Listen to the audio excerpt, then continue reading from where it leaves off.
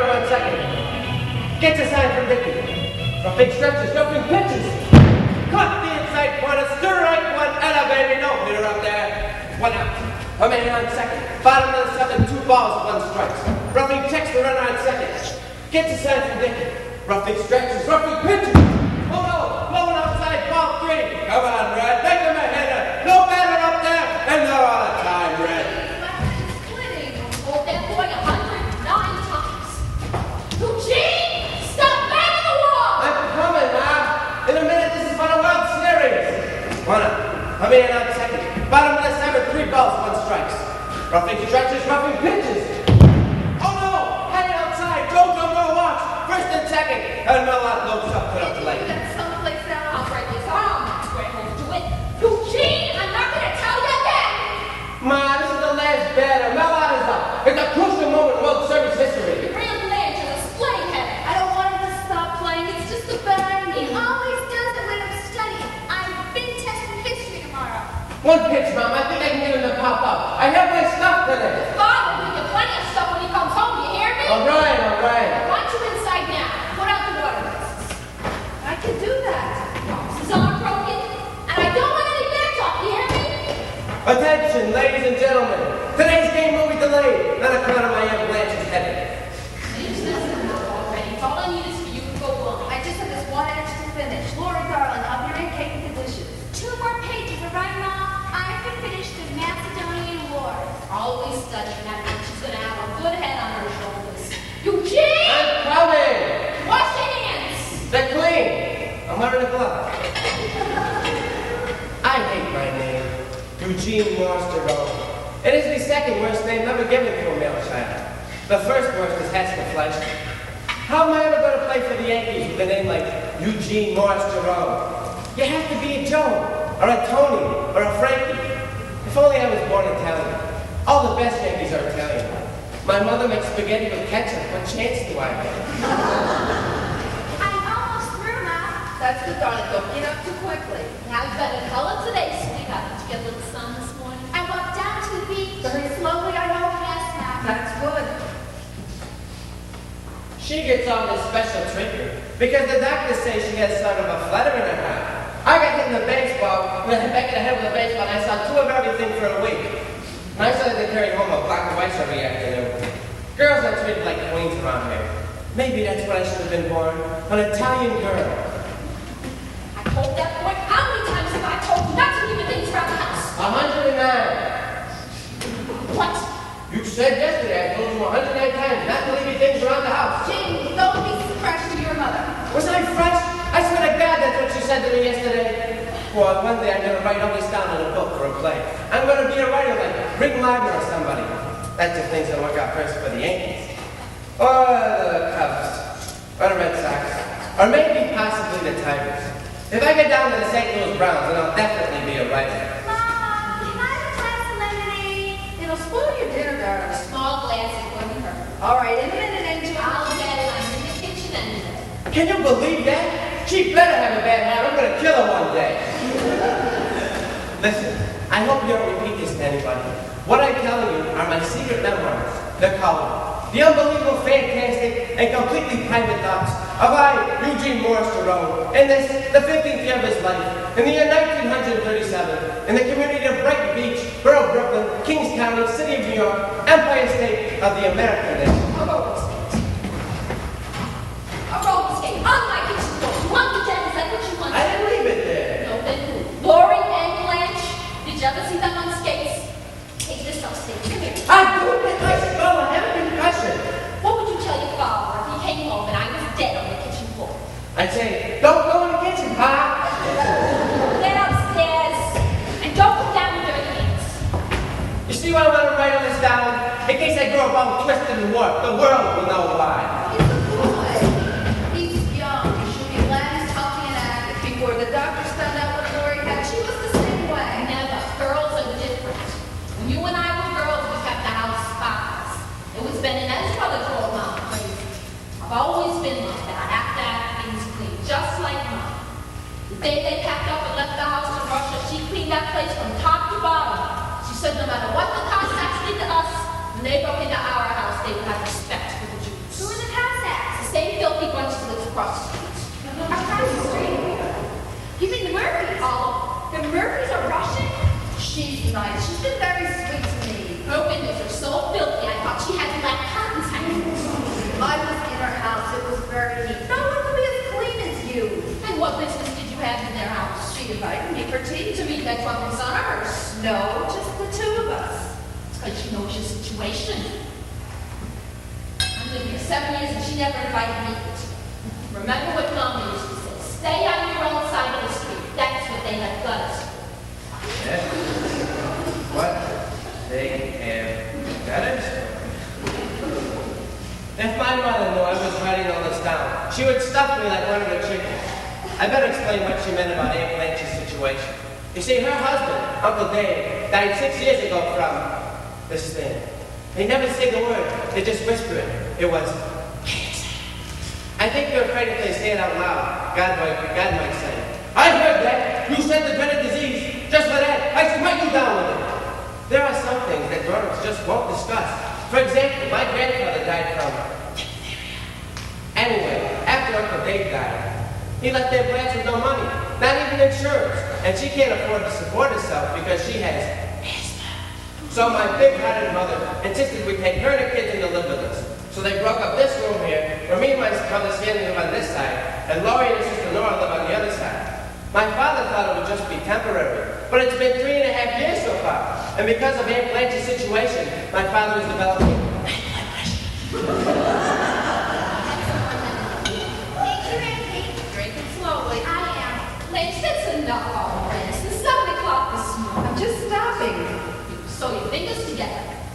It's getting dark anyway. I think I need new glasses.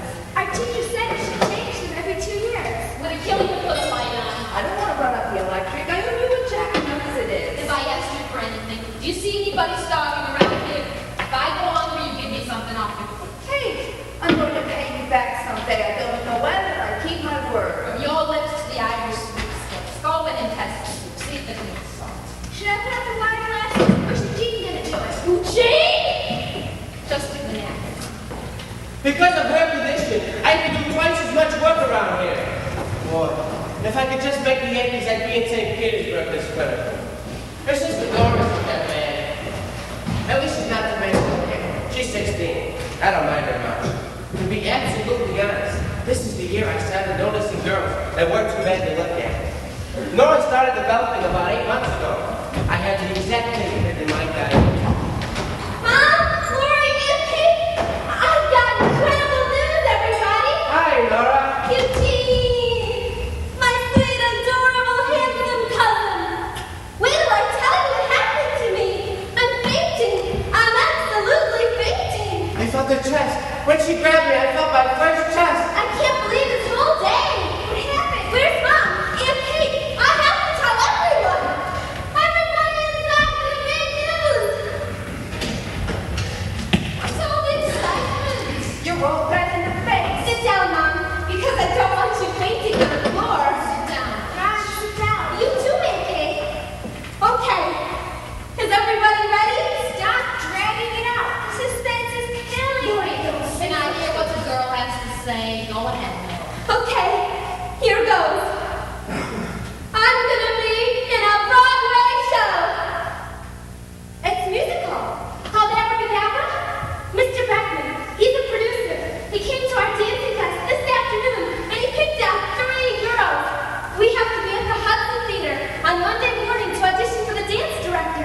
But on the way out, he took me aside and told me the job was as good as mine. I may have to call him tomorrow and I may have to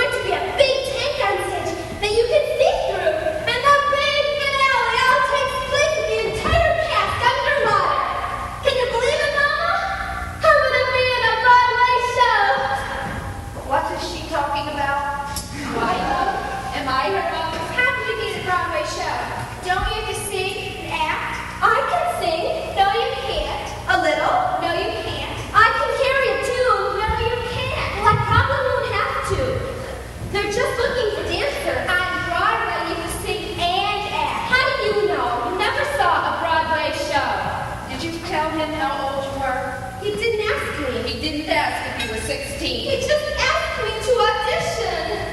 My God. Isn't anybody excited? I am. It's the most fantastic thing I ever heard. Thanks, Eugene. I'm glad somebody's excited. My God. I'll be sleeping right next door to a showgirl. How can you go to Philadelphia? What about school? School? Mama, this is a Broadway show.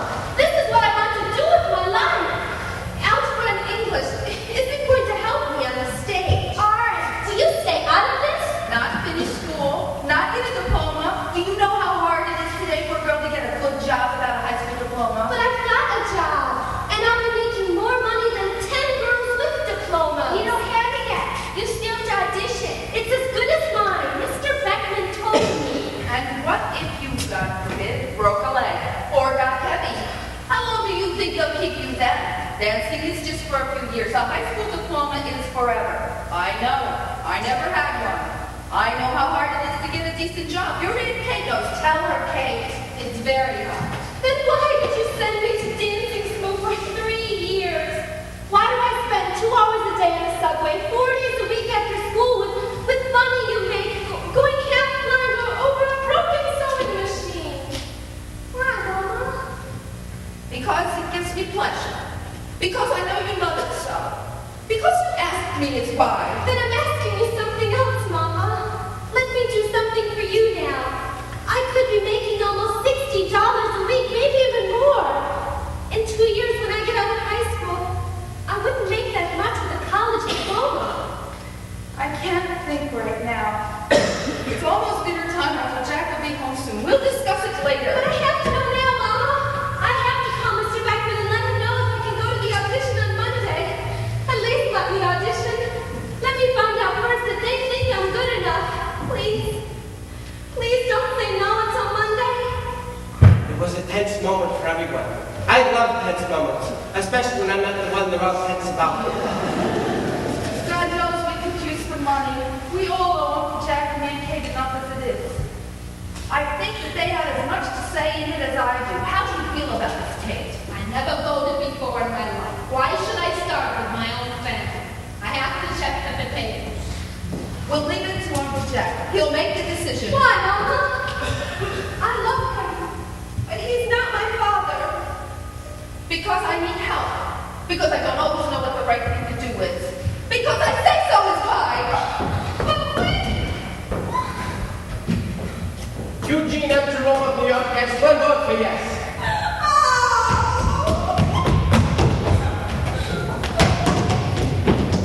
What I'm about to tell you is so secret and private that I've left instructions for my memoirs not to be opened until 30 years after my death. I, Eugene M. Jerome, have committed a mortal sin by lusting after my cousin Nora. I can tell all of you this now because I'll be dead when you're reading it.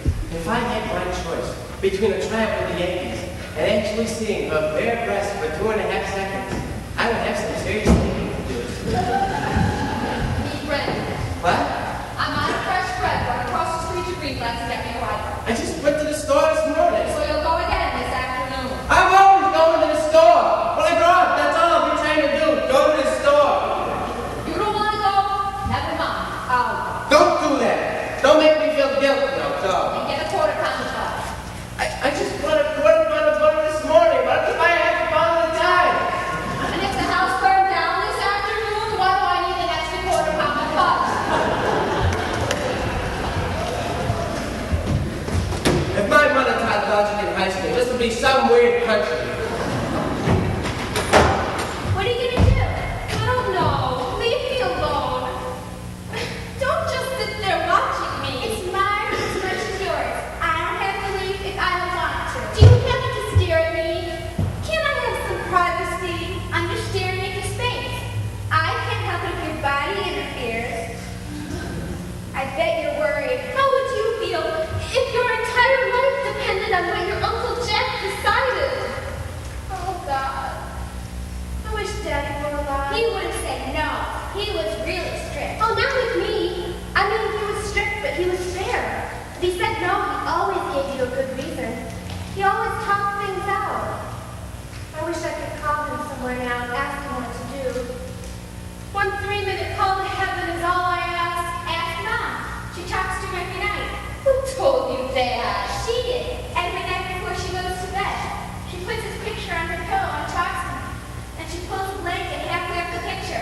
goes to sleep. She does not. She does too. Last year when I had a big fever, I slept in bed with both of them. In the middle of the night, my face fell on his picture, and it cut my nose. She never told me that. That's weird. I can't remember him much anymore. I used to remember him real good, but now he disappears.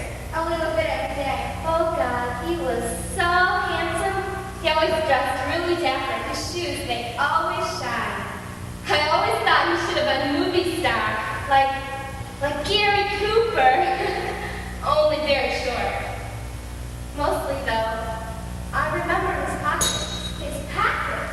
Well, when I was 6 or 7, he always brought me home a little surprise, like a Hershey's or a top. He'd tell me to go get it in his coat pocket. So I'd run to the closet and put my hand inside, and it felt as big as a tent. I wanted to crawl in there and go to sleep. And there were all these terrific things in there, like juicy fruit gum and spearmint lifesavers and bits of cellophane and pieces of tobacco and nickels and pennies and paper clips and his gray suede gloves that he wore in the wintertime with his fish leg stockings. I remember, yeah. And then I found his coat in Mom's closet. And I put my hand in the pocket, and it was empty and dry clean, and it felt cold. That's when I knew he was really dead. Oh God, I hate living in this house. I hate being a boarder. Listen, let's make a pact. The first one who saves enough money promises not to spend any on herself, but saves it all to get a house for you and me and Mom. That means every penny we get is saved for the house. We can't buy anything. No lipstick, or magazines, or nail polish, or bubble gum. Nothing. Is it that? Well, what about movies? Movies too. Starting when? Starting today. Starting right now. Can we start on Sunday? I wanted to see the big man. Who's in it? William Powell, Murray Miller. Okay, starting Sunday. I'll go with you on Saturday. Sid Luckman of Columbia wakes the Pasco Center. The snow is coming down in a near blizzard. He gets it, he fades back, he passes. And Luckman's got it. Luckman catches his own pass. He's on the 50, the 40, the 30, the 20. It's a touchdown. Columbia wins. They defeat the mighty Crimson of Harvard 13-12. Listen to that crowd roar. Eugene, stop that! Now I have a cake in the oven! Hey, Eugene. Hi, Stan. My brother Stan. You like him. He's okay. What are you doing home so early, Stan? Pop home yet? No. Hey, did you ask him about the tickets? What tickets? The tickets for the Yankee game. You said your boss knew this guy who could get tickets. You didn't ask him? My boss and I had more important things to discuss. I'm in trouble, Euge. I mean, real trouble. This really shocked me. Because Stan is the kind of guy who can talk himself out of any kind of trouble. What kind of trouble? I got fired today. Fired? You mean for good? You don't get fired temporarily. It's permanent. It's a lifetime firing. Well, why? What happened? Well, it was on account of Andy, the colored guy who sweeps up. Well, he was cleaning the floor of the stock room, and he leaned his broom against the table to throw some junk in the trash can, and the broom slipped and knocked over this bottle of linseed oil all over the table, ruining 3 brand new hats right out of the box. $9 Stetsons. I mean, it wasn't his fault. He didn't put the linseed oil there, right? Right. So Mr. Strawheim sees the oily hats, and he goes crazy. He tells Andrew that it's going to have to come out of his salary, $27. So Andrew starts to cry. He cried? 42 years old, he's bawling all over the stock room. I mean, the man doesn't have too much furniture upstairs anyway, but he's really sweet. Always brings me coffee, he's laughing, telling jokes. I don't understand them all the time, but I laugh anyway, it makes me feel good. Yeah. So anyway, Mr. Strawheim's looking at Andrew and telling him that he's going to have to pay for the hats, and yelling and screaming. So I says to Mr. Strawheim that I don't think it's fair that Andrew should have to pay for the hats. It wasn't his fault. You said that to him? Sure, why not? So he looks to me and says, "You want to pay for the hats, Big Mouth?" And I said, "No, I don't want to pay for the hats." So he says, "Then mind your own business, Big Mouth." Holy man! So Mr. Strawheim's looking at me like machine gun bullets are coming out of his eyes.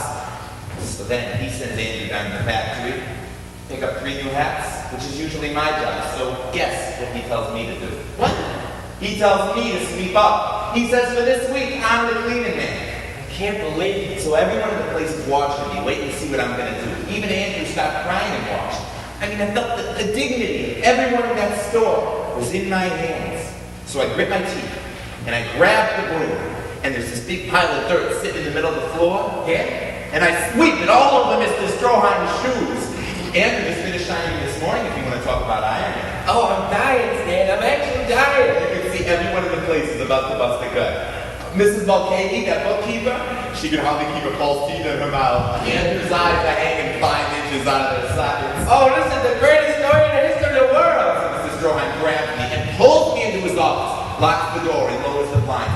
And he gives me this big, long speech about how he was brought up in Germany to respect his superiors. That if he ever did such a thing like you do, they would beat me in their cup until they carried me away dead. That's perfect. You got me down perfect. So I says, yeah, but I'm not in Germany, old buddy. You said that to him? No, to myself. I didn't want to go too far. What? So he tells me he's always liked me and always thought I was a good boy and that he was going to give me another chance. He wants me to write a letter of apology. And if that letter of apology isn't on his desk by 9 o'clock tomorrow morning, I can consider myself fired. I would have had a heart attack. What are you going to do? I don't know. So anyway, I told him that I was not going to write that letter if Andrew still had to pay for the hats. He said that was between him and Andrew, and he expected the letter in the morning. So I said goodnight, walked out of his office, grabbed my hat, and went home 10 minutes early. I'm sweating. I swear to God, I'm sweating all over. I don't know why I did it. I just got so angry. It wasn't fair. I mean, if you give in when you're 18 and a half, you'll give it for the rest of your life, don't you think? I suppose so. So what do you think? What, are you going to write the letter? No. Positively? Positively. Except I'll have to share with Pop first. I mean, I know we need the money, but he told me once that you always got to stick up for what you feel is right in the world. And no matter what, always stand up for your principles. But what if he says he thinks you're wrong and that you should write the letter? He won't. He'll leave it up to me. I know it. But what if he says, write the letter? Well, that's something we won't know until after dinner. All in all, it was shaping up to be one heck of a dinner, I'll say this though. I always had this two-way thing about my brother Stan. Either I worshiped the ground he walked on, or I hated him so much I wanted to kill him. Well, I guess you know how I feel about him today. Oh, there it takes to bring home Rex. Give your aunt lunch to water. I was home half an hour ago. How could Stan? Hey, I got a letter from Rosalind Weiner. Remember her? She and her parents moved up to Central Park West on Manhattan. And why not? Her father was a gangster, her mother was worse. I don't get a kiss alone. No. I was going to save it up and give you a giant one for Christmas. Don't have to, Mrs. I'll take it now. Oh, a hug too? When do I ever get a hug from you? You must have done something wrong. You're too smart for me, Mom. I robbed the barber shop today. Is that why you're so tired? You don't get enough sleep. Running around all night with your 200 girl. 130, that's all I have, 130. How are you getting your work done? I get it done. Your boss, he doesn't say anything to you about being tired? About being tired? No, he doesn't. He's asking about Thursday. What? You're gonna ask him about getting paid on Thursday so I can pay you class on Friday. Saturday's a holiday. Oh no, I forgot. I'm sorry, I'll do it tomorrow. If it's a problem, don't ask him. Free class can wait. Your boss is more important. No, Mom, that's not true. My boss isn't any more important than Mr. Greenblatt. Oh, God! As if things were bad enough and now this. The ultimate tragedy. Liver and cabbage for dinner. A Jewish medieval torture. My friend, Marty Gregori, when they student in science, told me they cook cabbage can be smelled farther than sound traveling for 7 minutes. If these memoirs are never finished, you'll know it's because I gagged to death in the middle of summer. You're all witnesses. I was sitting right here, wasn't I? But I'll get blamed for that too. I'll be all right. I just need to sit down a bit. Didn't I tell you get out of that hot kitchen? I can't breathe in there and I don't have asthma. Lori, come out your mother. I'm sick of that place. I'll replace it. Don't worry about it. I can always get. I only have one sister. What happened? I'll be all right. Lori, don't run. It's asthma. It's the second one this week, Laura. I think you better go get it done. No doctors. I'll be all right. This is no climate near the beach. What you need is someplace dry. Here is Nana, Mama. Should I get a doctor? No doctors. It's getting better. I'm getting better. I can still hear the whistle. Will you shut up? Laura, help your aunt pay for dinner. Her broker just plays. She will do it. Laura, you go upstairs and get your mother's medicine. Lori, sit here quiet and watch your mother. Look, Ella's close. Eugene! Come in here and help me! Hello, Mrs. Kresge. How are you? Hey, my passport. I would now like to introduce to you my pal. A real hard worker. He was born at the age of 22. Hiya, Pop. How you doing? How am I doing? Hey, let me get this for you. It's too heavy. You'll hurt No, yourself. that's okay. I get it. I just have to get a good grip on it. Well, just sit down for a minute. You okay, Pop? I'm just resting, that's all. Go get me a glass of cold water. I'll be back there in the box in a minute. I don't know how he does it. King Kong couldn't lift these. You know what's in there? Party favors and noisemakers. Pop sells them to hotels and nightclubs after he makes through the paperwork, which is cut material for ladies' raincoats. Did you do your homework today? Not all of it. Mine's been to the store 15 times today. Amos and Amos had tonight. Do your homework. Then we'll discuss Amos and Amy. Here's your medicine, Mom. Lori, go get Mom a glass of water. Or shouldn't be ready. I'll get it, Nora. Oh, you sure you don't mind? Oh, no trouble at all. 2.5 seconds. That's all I ask. When are you going to talk to old Dad, Mom? When I talk to him is when I'll talk to him. Tonight. I need to know tonight. I'll see. If he's not too tired, I'll talk to him tonight. Jack's home, leave in 10 minutes. Nora, go call Stan. Lori, how's your mother doing? Much better. The whistling stopped. What's wrong? Jean said you were holding your chest. I wasn't holding my You chest. have to carry that box back and forth to the city every day, Jack. You don't work hard You enough. want the box? It's yours. Keep it. I don't need it anymore. What do you mean? Delmar's Market Favors is out of business. They closed him out. The man is angry. Oh, my God. He didn't even warn me it was coming. You told me he lived on Riverside Drive. You have you on the river. A $300 a month apartment he had, a man like that. We were the ones who didn't go bankrupt. If you live in a cold water flat in Delancey Street, bankruptcy is the one thing God spares. It's good enough. You don't have to carry that box around anymore. You don't have to get up at 5:30 in the morning. We can all eat dinner at a decent hour. You still have your job at Jacobson's. We won't stop. I can't make ends meet with what I make at Jacobs. It's not with 7 people. Why you have your I can't get by without that extra $25 a month. I can't pay rent and clothing and food and insurance for 7 people. stop it, Jack? You're only going to make yourself sick. He didn't even pay me for the week, the bastard. 5 salesmen are out of work and he's going to a Broadway show tonight. I stuffed every hat and noisemaker I could find in that box and I walked out of there. At his funeral, I'm going to wear a pointy hat and blow a horn. Don't talk like that. You go to temple this weekend to pray all they say. There's men in that temple who've been praying for 40 years. Do you know how many prayers have to be answered before my turn comes Your up? turn will come up. God is time for everyone. Here's your water, Miss Nancy. Thank you, darling. Where's Nora? She went to call Stanley for dinner. Say, Lori, wanna go for a walk on the beach tonight? I have homework. What do you want to walk with me for? For you and me and Nora. I just felt like taking a walk. I think Nora has a date with Larry Clerman. Larry Clerman. She likes Larry Clerman. I don't know. Ask her yourself. Larry Clerman. He's my father's age. He's 20. Same thing. You think he's good looking? I don't think anybody's good looking. Larry Clerman. He doesn't even have a chin. His tie comes all the way to his teeth. Eugene, where's your father's I'm coming. Come on, I've got Larry Clerman to contend with. Here's a water pop. I put ice in it. Don't drink so fast. Hey, Pop, you got time to look at my sneakers? What does he want to look at your sneakers for? They got no soles. I can clench my toes when I go out for a fly ball. I bought you new sneakers last month. Last year, Pop, not last month. I have to take them off every 2 hours. My toes won't grow in them. There's no time to be bothering your father about sneakers. He's got enough on his mind, believe me. Go in and check the light on the door. Talk about this later. Go in, you got a nice dinner, you'll relax. And everyone's in bed with his husband's Tommy. I don't like seeing you get so upset. Come, dear, help me with dinner. I'm feeling better. You think she'll ever get married? Blanche? She's not unattractive. I see them and look at her down on the beach. What does she want to waste her life living in this house for? She's raising 2 children. Why doesn't she ever go out? If she wants to meet people, I know plenty of single men. Blanche isn't the type to get married. But she was married once before. Those are the type that can David tell. was different. She's not interested in other people. What about the Murphy fellow across the street? He's plenty interested, believe me. That drunk? He can't even find his way into a house at night. He slept in the doorway once, in the rain. He was there when I went out to get the milk. He holds down a good-paying job, lives alone with his mother, so he takes it to the rink on Saturday night.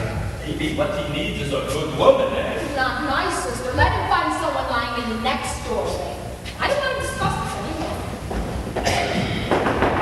Come in. Are you busy? I wanted to talk to you. That's funny, because I wanted to talk to you, too. About what? Like, I have a problem, Nora. You're the only one who can help me with it. What is it? Well, when Pop comes home tired, he doesn't usually pay too much attention to me and Eugene. He's different with you. He's always interested in what you have to say. Really? I hope so. Sure, you never noticed that before? Not really.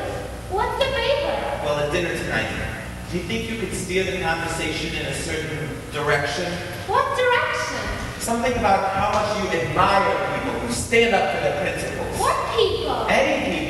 Principles is the important word. If you could work it in 3 or 4 times, I'd be very grateful. 3 or 4 times? Sure, it'll be easy. I'll mention someone like Abraham Lincoln, and you'll say, now there's a man who really stood up for his principles. Stanley, I have my own things to bring up at dinner. I don't have time to get into discussion about Abraham Lincoln. Not his whole life, just his principles. Why would I do such a stupid thing? Because as of tomorrow, I'm unemployed. That is, unless someone besides me mentions sticking up for your principles. What happened? Did you get fired? I will be, unless I write Kaiser Wilhelm a letter of apology. I've decided to leave it up to my old man. I'm going to do whatever he tells me. When are you going to ask him? Tonight, right after dinner. Tonight? Does it have to be tonight? Yeah, that's the deadline. I have to let Mr. Strawheim know in the morning. Why? I don't know what you have to complain about, Stanley. At least your father is alive and around the house to make decisions. Sometimes it makes me sick. Chapter 7, the infamous dinner. It started out with a murder mystery led by Jackson. No one said a word, but everyone looked suspicious. It was so quiet. You could hear Laura's soup going down her esophagus. Everyone had one eye on their plate and the other eye on top. Except me. I said obviously Nora.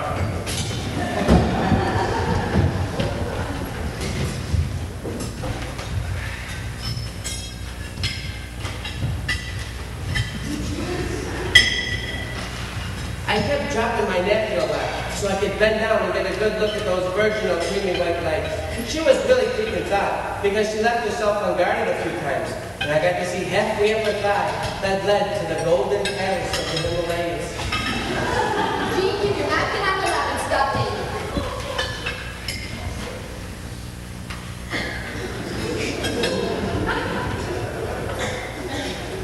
Stanley knew what I was doing because he's the one who taught me. But he was busy with his own problem, like everyone else. It was so quiet. You could hear the clock ticking in the kitchen. The tension in the air was so thick, you could cut it with a knife. Which is more than I can say for the living. Ketchup. Mustard. Pickles. Good. How about the dessert? You sit down and finish your liver. I finished. Do you see liver on my plate? You hit it on your mashed potatoes. I know your tricks. Look how Lori finished hers. I had a major problem. One more bite, and I would have thrown up on the table. A sight Nora would remember forever. The diversion was my only escape from humiliation. So Stanley, I was sitting down at Strawheim. I felt bad about that, but for the moment, the attention had shifted away from my liver. So how long have you been working there now? Where? At Stroheim. At Strawheim's? Let me see, a year and a half before graduation, and a year since then. So what's that? 2.5 years coming part-time. And he likes you? Who? Mr. Stroheim. Mr. Stroheim? Yeah, usually he likes me. You come in on time? Yeah. You do your work? Yeah. Get along with the other people? Yeah. Why shouldn't he like you? How much are you making there now?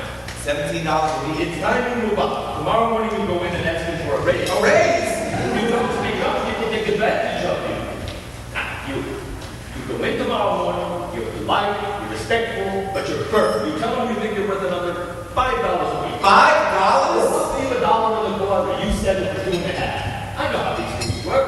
You're a high school graduate. He's lucky to have you. I don't think this is the time to ask Mr. Stroheim for a raise, Pop. I think his wife is very sick. You're afraid to go in and ask him? You want me to take you by the hand and walk into his office and say, my little boy wants a raise? I'm not afraid. Father wouldn't ask if he didn't think it was the right. Believe me, now is the time to ask for it. Oh, God, Bob. I think I'm choking on a bone. There are no holes in liver. So, what's new with dancing school, Nora? Nothing is new. Mind your own business. Trying to introduce the subject. Well, I don't need your help. Will you tell her to be quiet, Mother? Lord, you may be excused if you're finished. What happened to dancing school? Nora's teacher paid her a compliment. He told Nora she had professional potential. He didn't say potential. Potential is the future. Mr. Beckman is interested in Nora's immediate present. Isn't that wonderful? Who's Mr. Beck, the teacher? No, he's one of the most widely known and respected producers on Broadway. Broadway, imagine that. Isn't that something? And how are you doing in your studies otherwise? I'm doing fine. She's doing very well. I wish I was as smart as she is. Isn't that the same Mr. Beckman who's producing the great Broadway extravaganza Abracadabra? I hear that if a girl gets hyped for the chorus of a show like that, not only is her career practically guaranteed, but the experience she gains is that equal to a four-year college education. Gee, that's enough. Only a four-year college education is equal to a four-year college education. I don't think Abraham Lincoln went to college. And Laurie, how are you feeling? You feeling all right? Yes, no, Jack. Getting plenty of fresh air? As much as I can run up. Nora, did you tell Uncle Jack about the big tank that's filled with water? Girls, why don't we just let Uncle Jack finish his dinner? If we have something to discuss, we can discuss it later. Somebody has something to discuss? If there's a problem, this is the time to bring it up. This is the family hour. What a great idea for a radio show. The Family Hour. Every Wednesday night, you get to hear a different family eating their dinner, discussing their problems, and you get to hear different recipes. WBAF presents Dinner at Brighton Beach, starring the Jacob Jerome family, and featuring tonight's specialty, Liver and Habit, brought to you by X-Lax, the mild. The whole country's gonna hear about a 15-year-old boy having a liver. Nobody has any problem. Nothing to discuss. Otherwise, I'm going to turn on the radio. As a matter of fact, nothing. I'll go hunt for dessert. You sit back down and finish your liver. I can't swallow it. It won't go down. Does everybody remember the Lima Beach catastrophe last month? Do you want to see another repeat of that disgusting episode? Why does he always talk like it's a Sherlock Holmes story? He thinks he's a writer. What do you think you are? Eat half of each. Which half? They're both terrible. All right, 2 bites. One bite. 2 bites. I know you. If I take one bite, you'll make me eat another. I'll take it to my room tonight. I'll eat it there. Anytime to chew it. This is not the time to be wasting food, Eugene. If you didn't want it, why did you take it? I didn't take it. They gave it to me. It comes attached to the plate. If it's so important to everyone, I'll eat your liver, Eugene. You will? It seems to be the only thing this family is concerned about. Give me your liver, and let's get on to more important things in our lives. Laura is right. Take the liver away. If nobody likes it, why do you make it? Because we can't afford roast beef for 7 people. I suddenly felt vulgar. And look in on the news. Lord, get off your feet. You look tired today. Can I talk to you, Pop? It's really important. More important than what's going on in Europe? Not more important, it's just coming up sooner. Hitler's already moved into Austria. In 2 months, the whole world will be in it. What's wrong with this radio? Around with it, haven't they, Eugene? Why, Eugene? Pop had the news on last night. We weren't listening to the ball game this afternoon. Talking about the whole world. Damn it. From now on, nobody touches this radio. You understand? Guess who's going to get blamed for the war in Europe? You really think there'll be a war, Pop? I mean, America too? We're already in it. Not us, maybe, but friends, relatives. If you're Jewish, you have somebody suffering somewhere in the world. I think Kaczynski's family got out last month. The stories she tells, you don't even want to hear. Well, how many relatives do we have in Europe? Cousins, uncles, cousins. I am a great aunt. Your father has nephews. My cousin Sholem in Poland, his whole family. They had relatives in Warsaw. That's where his mother was born. Well, what if they got to America? Where would they stay? Who? Well, your cousins, moms, uncles, and would they stay with us? Whatever God gives us to deal with, we'll deal with. Well, where would we keep them? What are you worried about that, Martha? Why don't you go upstairs and work on your speech? What speech? How are you going to ask Mr. Stroheim for a raise tomorrow? Can I talk to you later tonight, Pop, after you've had a chance to rest and read your paper? Lou Garrett got 2 hits today. Larry Lewis hitting 302. That's your paper. How many times have I told you don't read it until your father is done with it? I didn't break it. The print doesn't come off if I take a quick look at it. Don't be fresh to your mother. Upstairs. Everybody. I'll calm down later, okay, Pop? Come on, Stan. I gotta talk to you anyway. Well, you're a pest. Has anyone ever told you you're a pest? Yeah, I got a list upstairs. You want your name to it? Why don't you go to bed? There's nothing in that paper that's going to cheer you up. What would we do? Where would we put them if they knocked on our door could we feed them?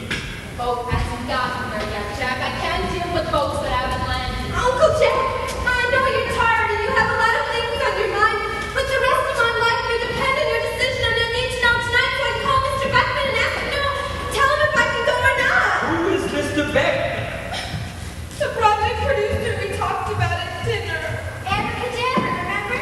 Lori, go to your room. Nora, not now. This is not the time. It's never the time. You won't make a decision, and I don't have anyone I can talk to. Well, I'll make my own decisions if no one else is interested. I'm 16 and a half years old, and I'll do whatever I want. What is this all about? Oh, I know, Jack. Oh, No, Nora's right. It's my decision. I'll take care of it. what are you gonna do, Blanche? You gonna tell us she can leave school? That she can ruin her life? Is that what you want? What if I'm wrong? What if she's got talent? What is it I'm supposed to say? Can't talk to me. It's all the same family, isn't it? I'm her uncle, for God's She's sake. leaving Uncle now. She needs a father. Go on, she'll tell you.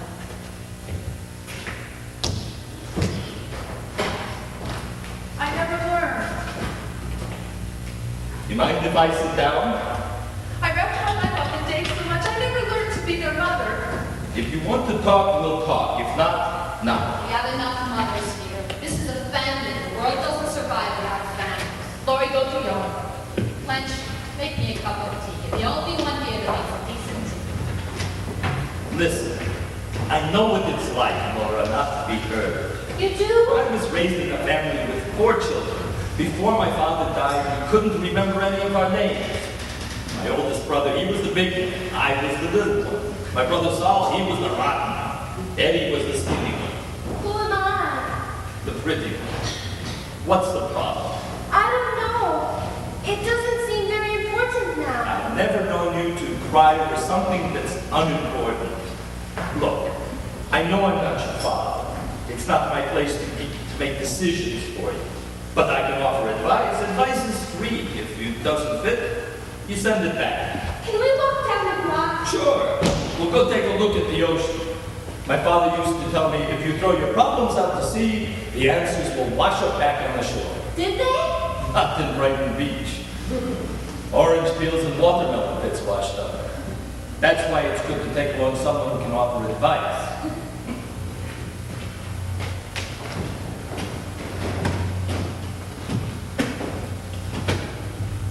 Will you cut that out? I'm trying to think. We're glad I don't have your power.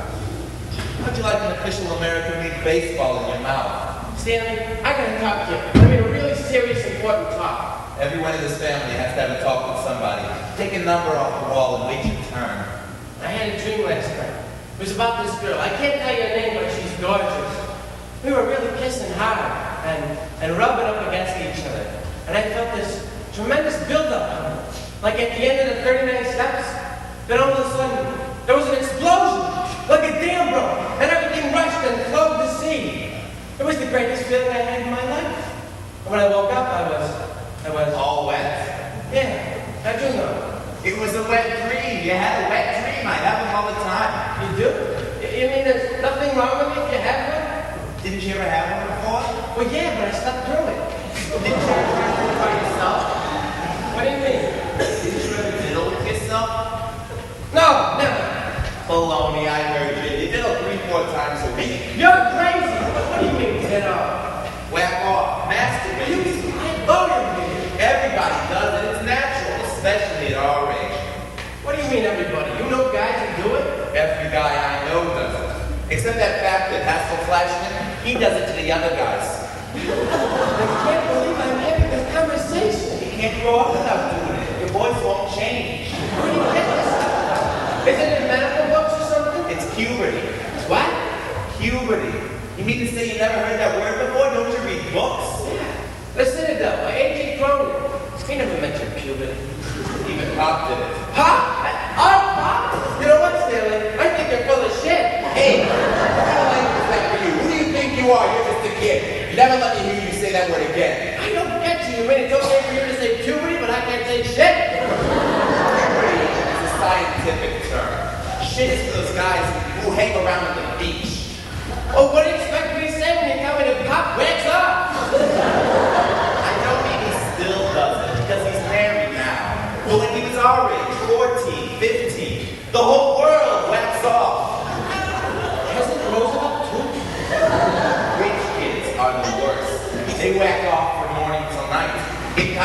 They sit around in their dorms drinking beer and whacking off.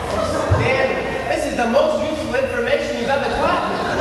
What about girls? 5 times as much as boys. What? Yeah. Is that an actual figure?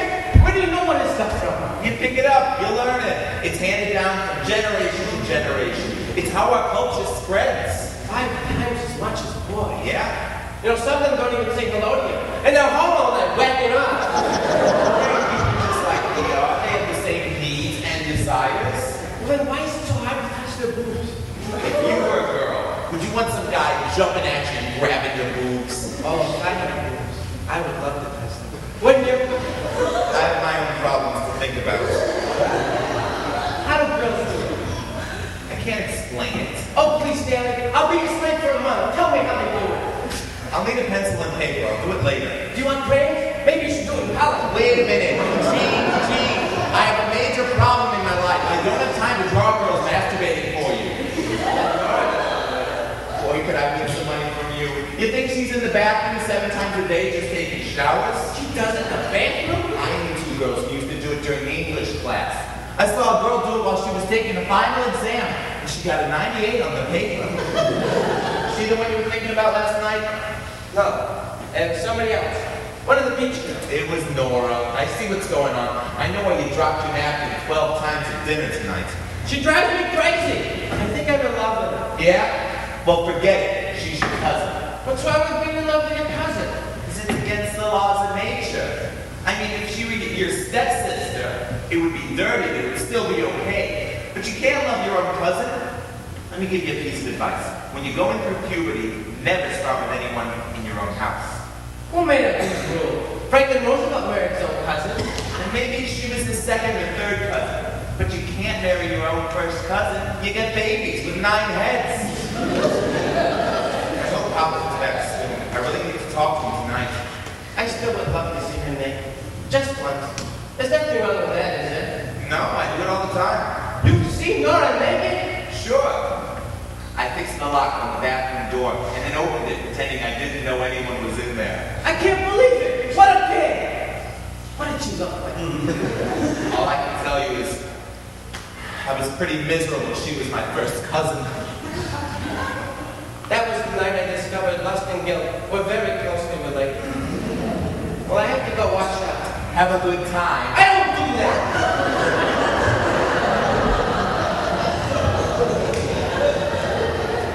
Sorry, I forgot it was this Tuesday. I'll change my calendar. You don't have to change anything. The girls will be with me. I've never missed a year going to the grave. Dave was my favorite in the whole family. You know that. You realize it's been 6 years? Sometimes I forget his birthday, but the day he died, I never forget. Sometimes you talk like your life is over. You're still a young woman. You're still beautiful if you never stop squinting so much.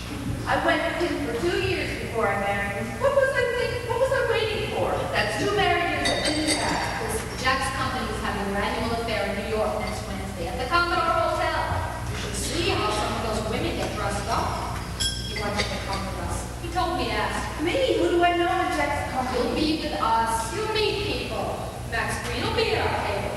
He's the one whose wife died last year from tuberculosis. What sells him?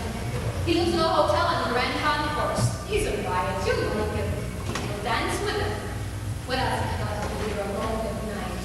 I don't have a dress to wear anything like that. We'll make something. Jack will get you the material. He knows everyone in the garment district. Thank you, Kate. I appreciate it. Maybe next year. Next year, you won't have any eyes altogether. What are you afraid of? Blanche Davy's dead. You're not.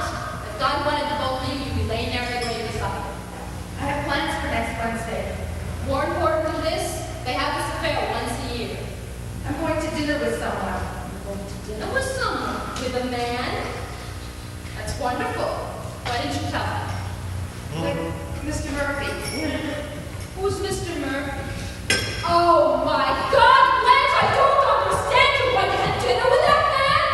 Do you know where he'll take you? We'll saloon to a bar and grill. That's where he'll take you. He's taking me to Charla, some Hungarian restaurant. For God's sake, Kate, you don't even know that man. I dislike him so I much. was acting as a man. I just smell his breath when he opens a window. What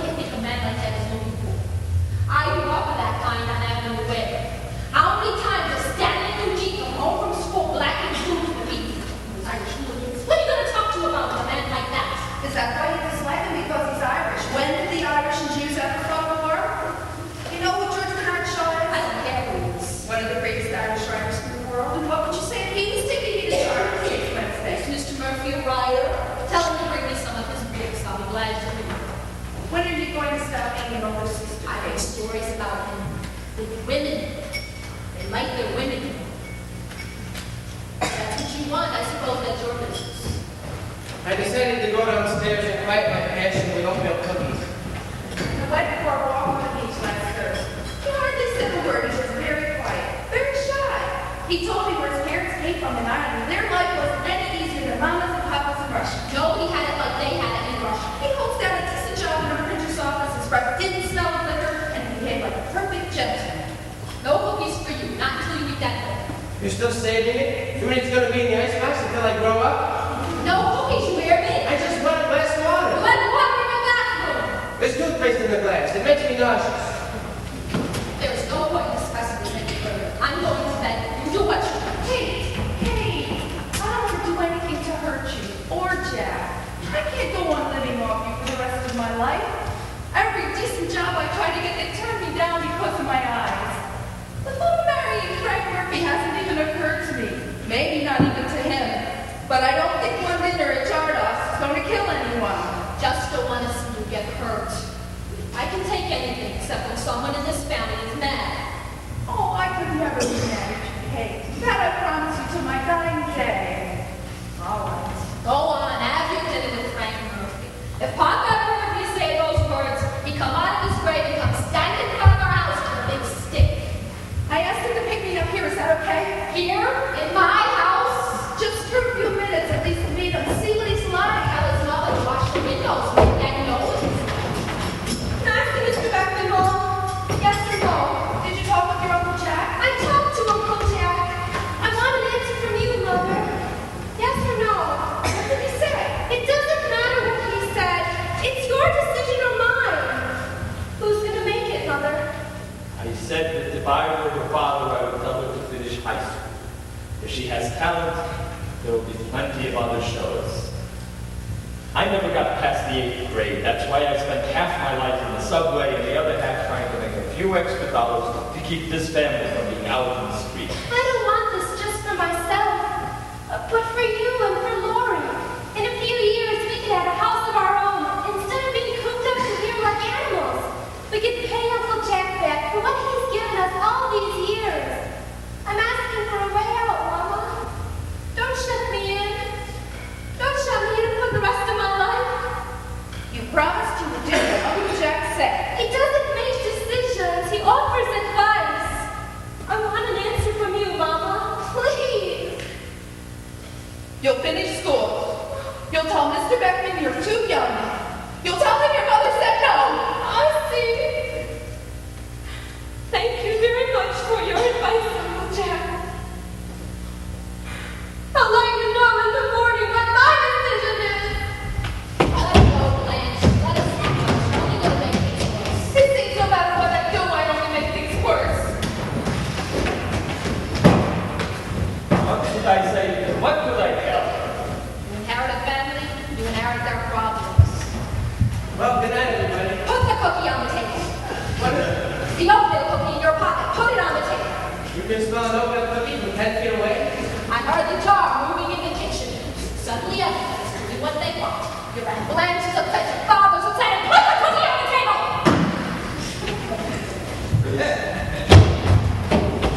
They're yelling. What happened? I don't know. It's my fault. What are you gonna do? Do you want me to speak to Mom? I can tell her reading letters not hard to get. Don't you ever say that. Don't you ever pretend to be sick to get favors from anyone. I'm not pretending. They're just not big letters. Stop puffing up the pillow. The house could be burning down and you run back in and puff up the pillow. Why don't you go to bed? You're tired. When does it get any easier, Kate? When does a life get easier? When you get 7 good hours of sleep, that's the easiest it ever gets. Close the door! I didn't know anyone was in there. Can I talk to you, Mom?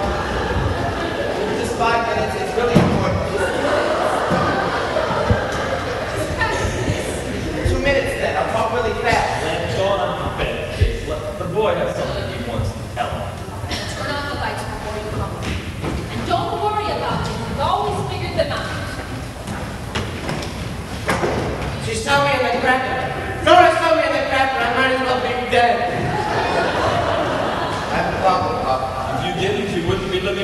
yourself. It must be tough being a father.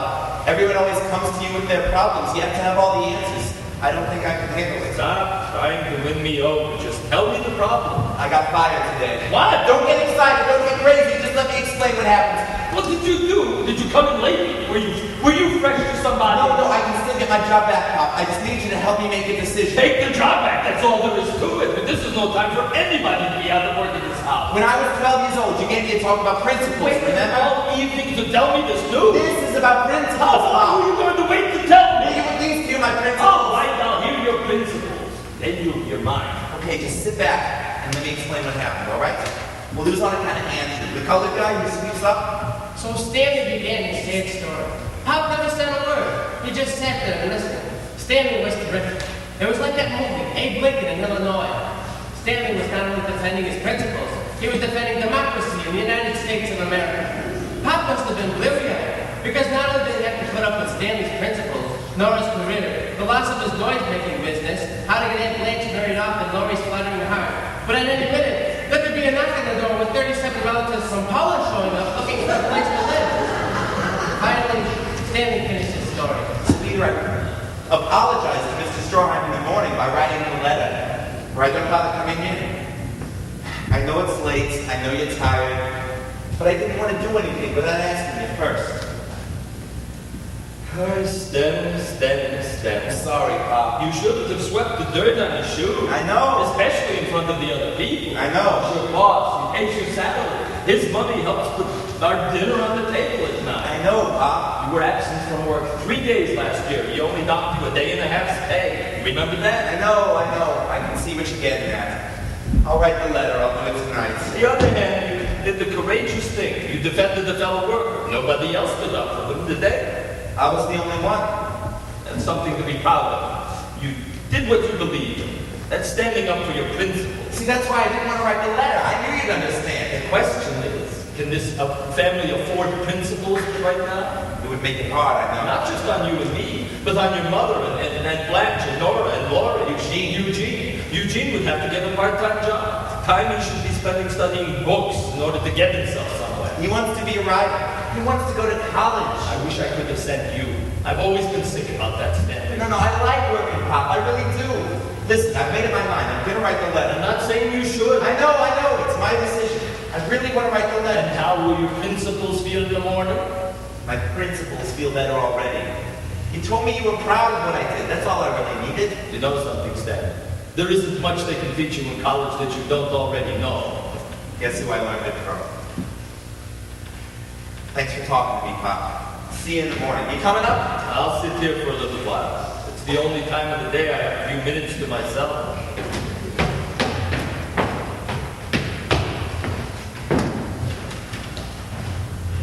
How'd it go? You have to write the letter? Yeah. Oh, I knew that's what he make you do. He didn't make me do it. Shut up, Willie. I have to think. What are you gonna say? I don't know. Hey, you're pretty good for this stuff. You want to help me? People used to get paid for that in the old days, you know, professional letter writer. I'm not paying you any money. I don't want money. What do you want? Tell me what Nora looked like naked. How horny can you I get? don't know. What's the highest one? All right. As soon as we finish the letter. I don't trust you. I want to get paid first. You know, you're a real shit. Don't talk like that in front of me. I'm just a kid. All right. What do you want to know? Everything. From the moment you open the door. But it all happened so fast. It's okay. Tell it slow. Okay. I heard the shower running, and then I waited until I heard her turn it off, and I knew she'd be stepping out of the shower. Just then, I opened the door, and she was standing there on the back mat with a towel on her head and nothing else in the whole entire world. So slow. Don't go so fast. All right. Her breasts were gorgeous, like two peaches hanging on a vine, waiting to be plucked. No, maybe nectarines, like two nectarines, all soft and pink, shining in the morning sun.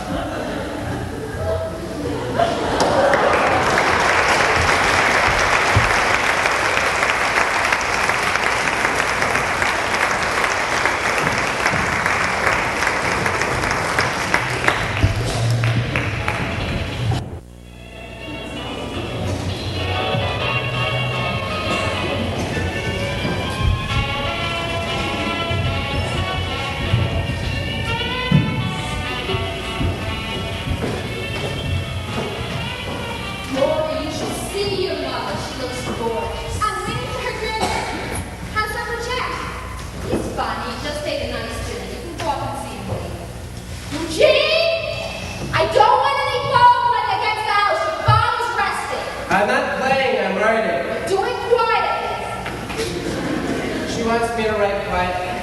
If that was the only sentence I published in my memoirs, it would be a bestseller by now. Everyone's been in a rotten mood around here lately. 3 days ago, Pop had it wasn't a major, it was sort of a warning. He passed out in the subway and a policeman had to bring him home. He tried to make extra money driving cabs at night, and he just plain wore out. The doctor says he'll have to stay home for 2 or 3 weeks, but Pop just won't listen. He's been mad at everybody lately. Mr. Jacobson has a brother-in-law who's filling in for Pop temporarily, but Pop is afraid that 3 weeks in bed could turn into permanently. I have to talk to you. Hey, Stan, what's up? Now here, up in our room. Don't tell anybody. What's the big secret? You shut up. Wait till I get upstairs. No problem. If it's about Nora, I'm not interested. I forgot to tell you. I hate my cousin Nora. She's been really snotty with everybody lately. She doesn't say hello in the morning, and she eats her dinner up in the room. And she's been seeing this guy, Larry Chick Clerman, every night.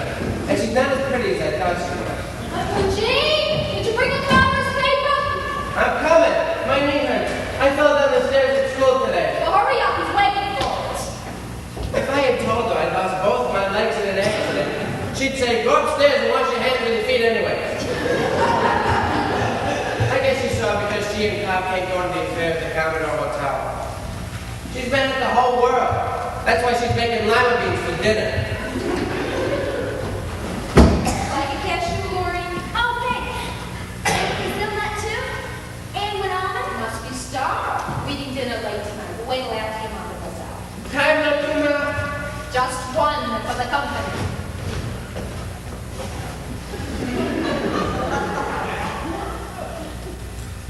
We're eating in the kitchen tonight. You and Stanley help with the dishes.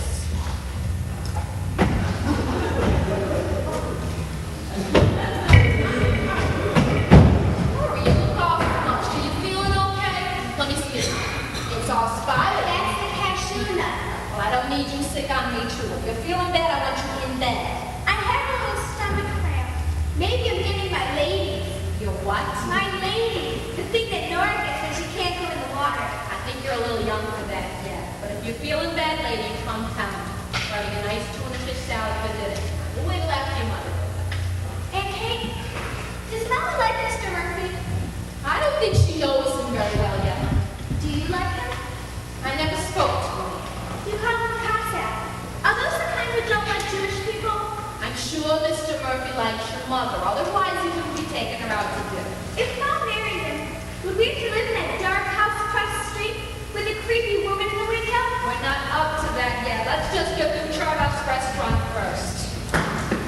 Pop's feeling better. He put a newspaper picture that didn't bring him the evening edition. Lock the door. Hey, what's the matter? Your eyes so red. You were crying. I'm in trouble, Yush. I'm in real serious trouble. When did you take him smoking? I smoke in the stock room all the time. Don't let me see you do it. It's a bad habit. How come you do it? I like it. What brand do you smoke? Lucky Strikes. Oh, I knew you would. That's the best brand. Swear to God, when I tell you, you're never going to tell another living soul. I take an oath on the life of the entire New York Yankees. What is it? I lost my salary. What? The entire $17. It's gone. Where? In the subway? Poker game. In a poker game? You shut up. You want to kill Pop right in his bedroom? I never knew you gambled. We would do it at lunch for pennies. I always won a dime a quarter. It wasn't just luck. I was really good. And when Pop got sick, I thought I could make a little extra money to help out. So I played this game over at Floor Shines. They cleaned me out. 20 minutes. Boy, did I learn about poker. What are you going to tell him? I don't know. If Pop wasn't sick, I'd tell him the truth. Last week he's telling me how terrific I am. He's driving cabs at night and I'm playing poker at Floor Shines. Yeah, but suppose you won. Suppose you won $50. You just had bad luck, that's all. Nah, I had no chance against those guys. They were gamblers. They all wore black pointy shoes with clocks on the socks. Pop dies, I'll hang myself, I swear. Don't talk like that. Pop isn't going to die. He ate 3 lamb chops for dinner. Just say you lost the money. You had a hole in your pocket, the money went out. You can tear a hole in your pocket, can't you? I already used that one. When? In November, when I lost $5, he told me, from now on, every morning, check your pockets. What did you do? Gamble that too? Nah, I gave it to a girl. You know, a pro. A pro what? A prostitute? You went to one of those places? Holy shit! Hey, I'm not going to warn you about that word again. Is that what it cost? $5? $2.50. I went with this buddy of mine. He still owes me. Eugene. Did she get completely naked or what? Every time I get in trouble, I have to tell you what a naked girl looks like. Do me a favor, Eugene. Go into the bathroom, whack off, and grow up by yourself. Well, don't get sore. You or me would ask the same questions. Well, I never had an older brother to teach me these things. I had to learn it all on my own. You don't know how lucky you are being the youngest. You don't have the responsibilities I do. You're still in school looking at girls' dresses in the staircase. I worked plenty hard at school. Yeah? Well, let me see your report card. I know you got it. Today's the first of the month. I want to see your report card. I don't have to show you my report card. You're not my father. Yes, I am. As long as Papa's sick, I am. I'm the one in the family who's working, ain't I? Really? What was your salary this week, Pop? I hate you sometimes, you know that? You're nothing but a lousy shit. I help you all the time. You never help me without doing something for you. I hate your disgusting guts. Not as much as I hate yours, you Florida. You picked your toenail. You're going to back. You're smelling up like you're at the puke. Give me your report card. Give it to me, goddammit, or I'll get your face in. All right, you want it? Here. Here's my 1,000 report card. You fuck!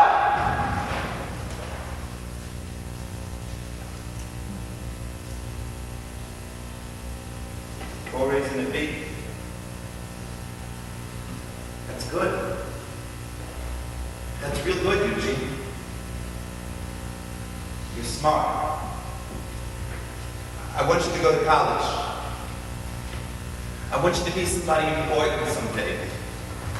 Because I'm not. I'm no damn good. Sorry I said those things to you. Me too.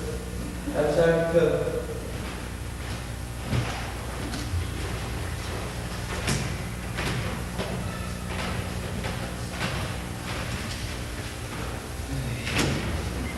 Hi, Uncle Jack.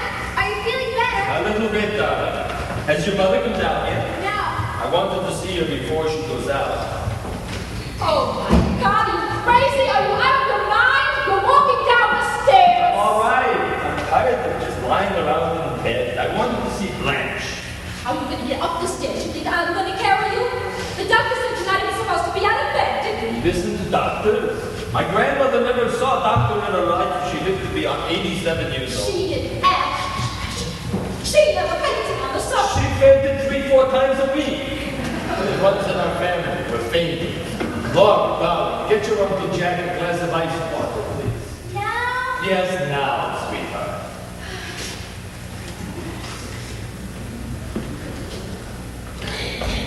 That child is panting too much. She should help out more around the house. You don't get well lying on couches all day. No, you get better driving a cab at night after you work for 9 hours cutting rainbows. You want to kill yourself, Jack? Is that what you want? You want to leave me to take care of this family alone? You figure I'm going to get better faster if you make me feel guilty? I was born with enough guilt, Kate. If I need more, I'll ask for it. No, me, I'm not happy unless I can work. My family were warriors. Warriors generally marry fainters. Not going to leave you, I promise. If I haven't left you for another woman, I'm certainly not going to drop dead just to leave. What other one? Oh, that bookkeeper, Helene! Again, Helene, you're never going to forget that I danced with her 2 years in a row at the Commodore You Hotel? don't tell me she isn't attracted to you. I noticed that right off. What does a woman like that want with a cousin? She likes the other men, the men up front, the salesmen. She's a widow. She wants to get married. An attractive man, Jack. Women like you. Me? Attractive? You must really think I'm going to die, don't you? You don't know women like I do. Just promise me one thing. If anything ever happens between you and that Helene, let me go to my grave. I'll hear it I all. see. Now that you're worried about Helene, you've decided you're going to die first. Chocolate. I'm all out of breath. It's good for you, darling. It's exercise. I'm going out. I won't be here for dinner. I'll be home late. I have my key. Good night. Nora, aren't you going to wait for your mother and see how she looks? I'm sure she looks beautiful. She doesn't need me to tell her so. I'm sure she wanted Mr. Murphy to meet you and Lori. He'll be here any minute. I have someone waiting for me. I can meet Mr. Murphy some other time. I think it would be nice if you waited, Nora. Your mother would be very hurt if you didn't stay to say goodbye. I'm sure that's very good advice, Uncle Jack. I know just how my mother feels. I'm not so sure she knows how I feel. What? Leave it alone. It's between Nora and Blanche. It's something they have to work out. Where does she go every night? Who does she see? She goes with Larry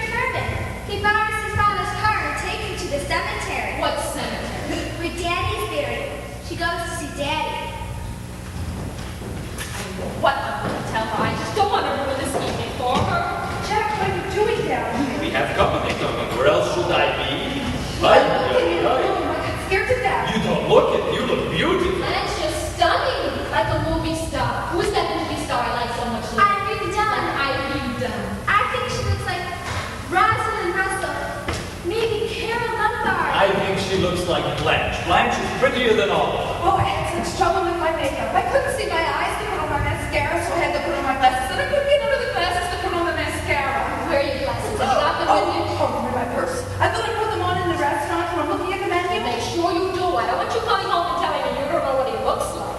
Jack, it's good to see you down here when you're feeling better. It was nothing. I just need the rest, that's all. Besides, I wanted to meet that Murphy fella. You know, a man comes into the house and likes to meet another man. It makes him feel more comfortable. Thank you, Jack. That's so thoughtful.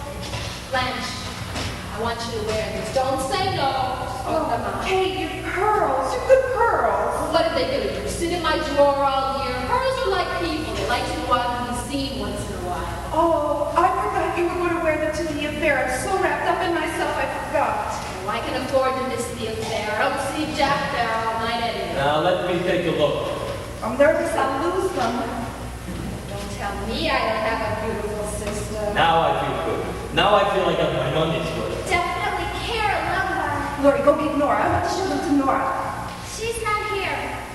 She left. What do you mean she left? Without saying goodbye? I can meet someone. She wanted to wait for you. Well, she could have come into my room. She knew I wanted to see her. She'll see you later. You look just as good at 12 o'clock. What did she say? Did she say You're anything? going out. You're going to have a good time. We'll talk about it later. She's making me pay for it, isn't she? She knows how to get to me so easily. That's what I get for making a decision. I feel like ice cream for dessert. Laura, do you feel like ice cream for dessert? Butter pecan. Butter pecan for you, maple walnut for me. Go get Eugene. Tell him I want him to go to the store. Don't run. Let her run. It's either she'll tell you. Let's stop worrying about each other so much. Eugene, your father wants us to go to the store. Tell him I'm sick. My stomach hurts. You don't want any ice cream? Ice cream? Wait a minute. It's amazing how quickly you recover from misery when somebody offers you ice cream. She's only 16 years old, Blanche. At that age, they're still wrapped up in themselves. How am I ever going to become a writer if I never learn how to suffer? Actually, I'd give up writing if I could see a naked girl while eating ice cream. What time is it? Almost 6:30. He'll be here any minute. Stop worrying about Cora, Blanche. Don't wear my clothes out tonight for nothing. Eugene, go to Hanson's, get the half a pint of butter pecan, and half a pint of maple walnut, a half a pint of chocolate for yourself. Kate, what do you want? I'm in no mood for ice. Get her vanilla, she'll eat it. And whatever Stanley wants. I need money. Just give the doctor $15. Go up and see Stanley. He just got paid. Ask him for his salary. What? Take a dollar. Go with Lori. I'll be back so you can meet Mr. Murphy, but don't run. You know what I worry about? That she'll run off. I'll wake up one morning and she'll be gone. To Philadelphia or Boston or God knows where. Everyone's going out on a date. Is that what you're going to talk about? They'll start drinking in 5 minutes. You think so? What am I going to do if he gets drunk? You'll come straight home. We got car fare. No, I didn't take anything. I'll get $5 from Stanley. Now there's something else I have to worry about. I need a cup of hot tea. Sit there, I'll get it. We'll both make it. Keep me company. You can hear the bell in the kitchen. Stanley, are you in there? Open the window. You never get any air on me. I need $5 for a coach. Stanley, did you get paid today? Yes, I got paid today. Well, take your money out of the week and give me the envelope. I don't have it. You don't have the envelope? I don't have the money. What do you mean you don't have the money? I mean, I don't have the money. It's gone. Gone? Gone where? It's just gone. I can't get it back. There's nothing I can do about it anymore. I'm sorry, just don't ask me any more questions. What do you mean, don't ask you any more questions? I want to know what happened to $17, Stanley. He'll tell Pop. If I tell you, you're gonna tell Pop. And I should not tell you, Bob. Why, Stanley? I want to know what happened to that money. I gambled it. I lost it playing poker. There, are you happy? Are you satisfied now? I'm not going to deal with this now. I have to get your implants out of the house. I have a father's house to worry about. You were going to sit there and you were going to make up a story. Someone stole the money. You were robbed.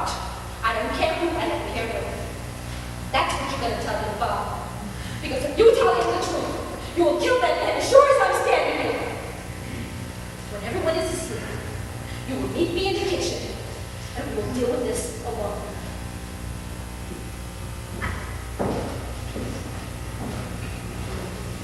Sorry.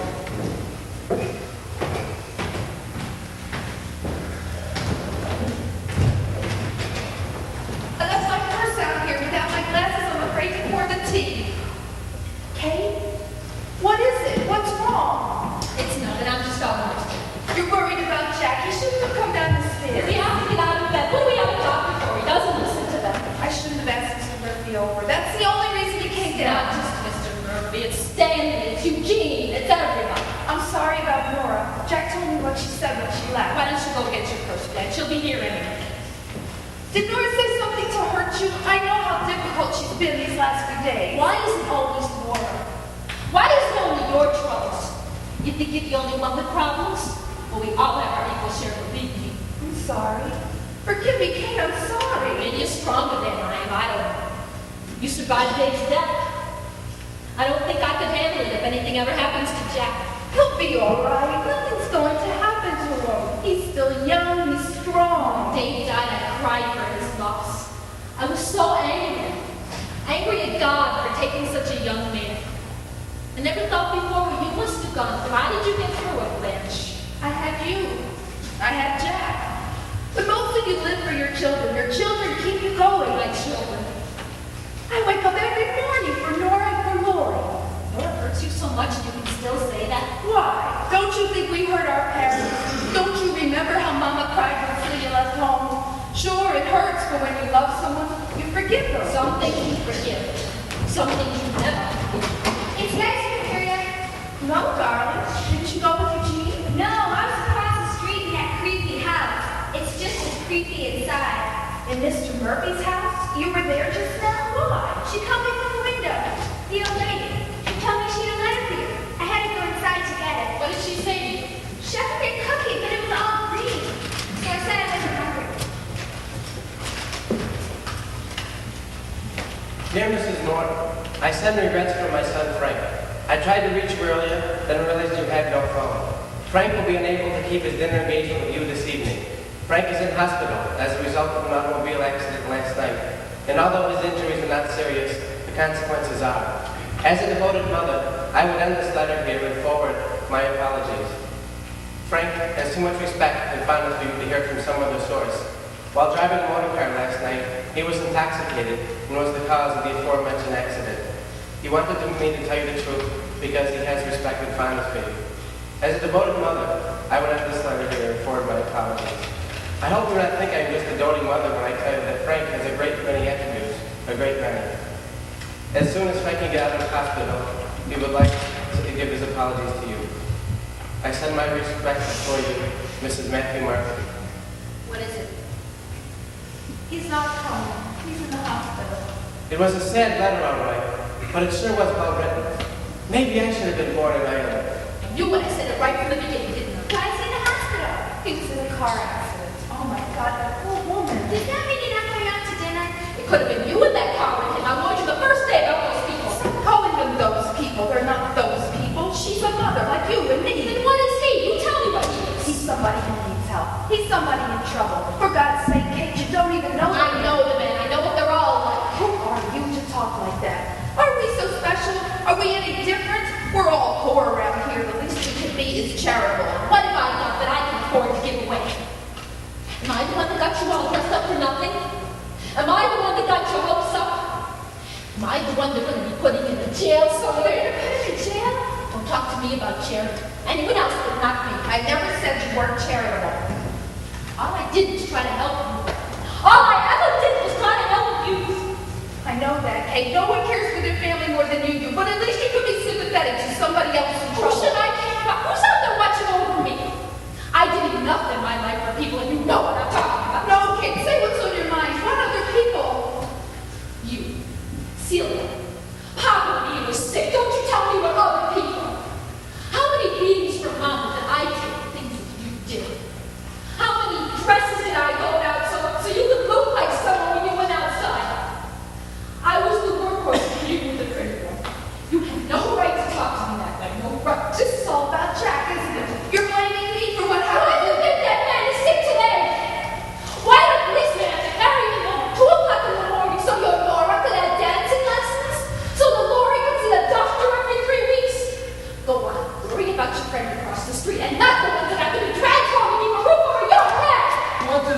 What's going on? Why didn't you ever tell me you felt like this? I never had the time. I was too busy taking care of it. What is it, Blanche? What's wrong? After all these years, it took something like this letter for you to finally get your feelings out? I didn't need the letter. I just needed you to ask. Lori, go upstairs, please. This conversation is not for you. The ice cream is ready. Eugene, put your ice cream in the icebox. I have to talk to your mother. Never spoke to the woman. They've lived in that house 3 years, and I never exchanged a word. I could be out of bed and sick in a chair. If I could take Nora and Rory and pack them out of this house tonight, I would do it. But I can't. I have no place to take them. What are you talking about, Blanche? Don't say such things. I would appreciate it if I could leave the girls with you for a few weeks until I can find a place to stay. And then I'll send them. You're not sending for anybody. You're not leaving I anyone. don't know what she wants. I have a friend I can stay with them and have the beach for a few days until I get a job. I will do anything anybody asks, but I will never be a burden to anyone. Stop it, Blanche. Stop it right now. What the hell is going on here? A fight between two sisters that should have happened 25 years ago? You want to get it out, Blanche, then get it out. Tell her what it's like to live in a house that isn't yours, to have to depend on somebody else for the dinner on your plate at night. You think I don't know what it's like? I lived that way till I was 21 years old. Tell her, Kate, what it is to be the oldest.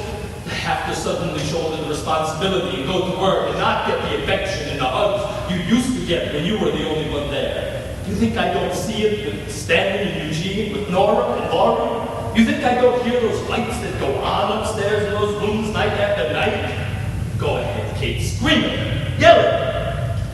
Call her names, Blanche. Tell her to go to hell for the first time in your life.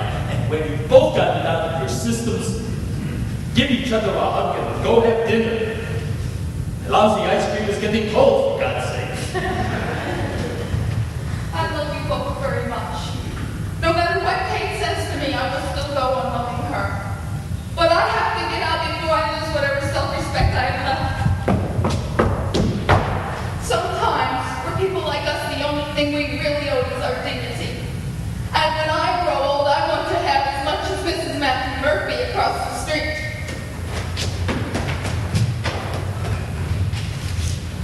What did it take? Something terrible must have happened for you to behave this way. It isn't Blanche. It's something else. What was it, Kate? Tell the kids to come down in 5 minutes. Waiting in the kitchen tonight. Go get Stanley and Laura. Dinner is in 5 minutes. It was the first time in my life I didn't get blamed for what just happened. I felt real sorry for everybody. But as long as I didn't get blamed for it, I didn't feel all that bad about things. That's when I realized I had a selfish streak in me. I sure hope I get over it.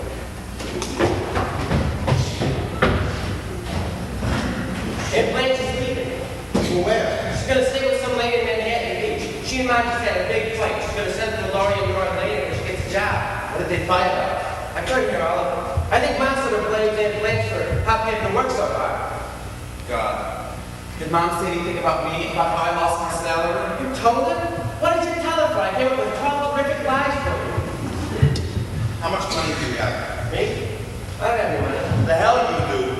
It's in your cigar box. How much do you have? I got $1.12. It's my life savings. Let me have it. I'll pay you back, I promise. What do you put on all those things for? In case I have to sleep out tonight. I'm leaving you, Gina. I don't know where I'm going, but I'll write to you when I get there. You're leaving home? Listen, after I'm gone, you tell Aunt Blanche what happened. Tell her that it was all my fault, not Mom's, and that she should stay. Tell her it was my fault. Will you do that? I got 8 cents at the stamps if you want them too. Thanks. Okay, what's this? The medal you won last year for the 100-yard dash. You gave it to me. Oh yeah, you still have this? Yeah. Well, this isn't worth anything. It is to me. Well, then you should keep it. Thanks. Where will you go? I don't know. I've been thinking about joining the army. Pop says we'll be at war in a couple of years. Maybe by the time it starts, I could be a sergeant or something. Hey, if it lasts long enough, maybe I can join too. We could be in the same outfit together. The Fighting 69. It was mostly Irish, but they had a few Jewish guys in the movie. You don't join unless they come and get you. Promise me you're not going to go into the army. You got to go to college. Please go to college. We'll probably have to stay home and work if you leave. We'll need the money. Nah, I'll send my paycheck home every month. Sergeant of the Army makes real good dough. Well, I better get going. What do you have to go for, Sting? Don't stop crying, they'll hear you. I'll get over it. You won't stay managing forever. I was managed, I got over it. Because of me, the whole family's breaking up. Do you want to see Nora end up like one of those cheap boardwalk girls? I don't care. I'm not fucking there. Well, you should care. She's your cousin, for God's sake. You turn out to be like me. Why don't you look so bad about you? Take care of yourself, huge. Hey, you ever write a story about me? Call me Hank. I've always liked the name Hank.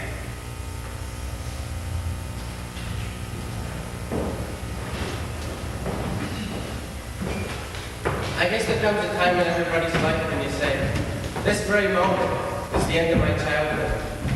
When Stanley closed the door, I knew that moment had come to me. I was scared. I was lonely.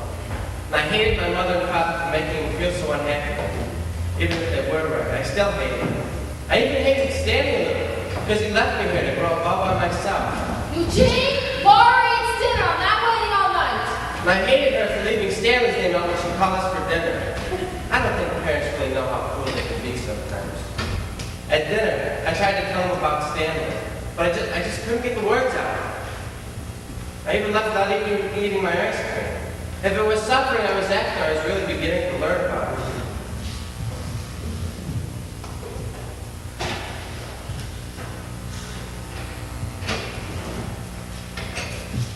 It's 10 o'clock.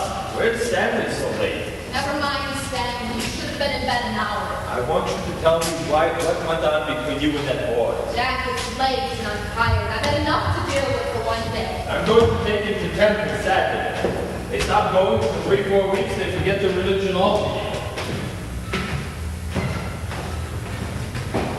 The house became quieter than I ever heard it before. Aunt Blanche was in her room packing. Mom and Pop in their bedroom. I had to talk to someone else. I go crazy. I didn't have much choice.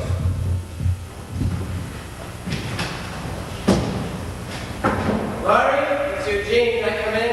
What do you want? I'm reading. I just want to talk to you. I didn't say yes, did I? Well, I'm already in, so it's too late. What are you reading? The Citadel by A.J. Cronin. Oh, I read it. It's terrific. I hear Mom's leaving in the morning. We're going too as soon as she finds a job. I can't believe it. We're going to be the only one left You here. mean even Stanley? Stanley's gone. He's not coming back. I think he went to join the You army. mean you ran away? No, only kids run away. When you're Stanley's age, you just leave. He didn't say goodbye? My parents don't even know about it. I'm going to go tell them now. I wonder if I'll have to go to a different school. You have to make all new friends. I don't care. I don't have any friends here anyway. Because you're always in the house. You never go out. I can't because of my condition. You don't look sick to me. Do you feel sick? No, but my mother tells me I am. I don't trust parents anymore. Why would she lie to me? To keep you around. Once they find out Stanley's gone, they're going to handcuff me to my bed. I'm gonna leave my mother anyway. Even when I get older. Even if I get married. I'll never leave my mother. Yeah? Mr. Murphy across the street never left his mother, and he ended up going to jail. None of this would have happened if my father was alive. How did you feel when he died? I remember. I cried a lot because I saw my mother crying. I would hate it if my father died, especially with Stanley gone. We'd probably have to move out of this house. Well, then you and your mother could come and live with us. So if we all end up living together, what's the point of breaking up now? I don't know. I have to finish reading.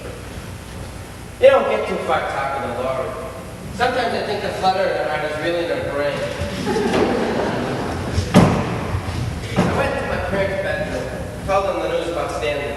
The monumental news that their eldest son had run off, probably killed somewhere in France fighting for his country. My mother said, go to bed, every time he gets cold. I couldn't believe it. Their own son. It was then that I suspected that Stanley might have been adopted. Well, they finally went to bed.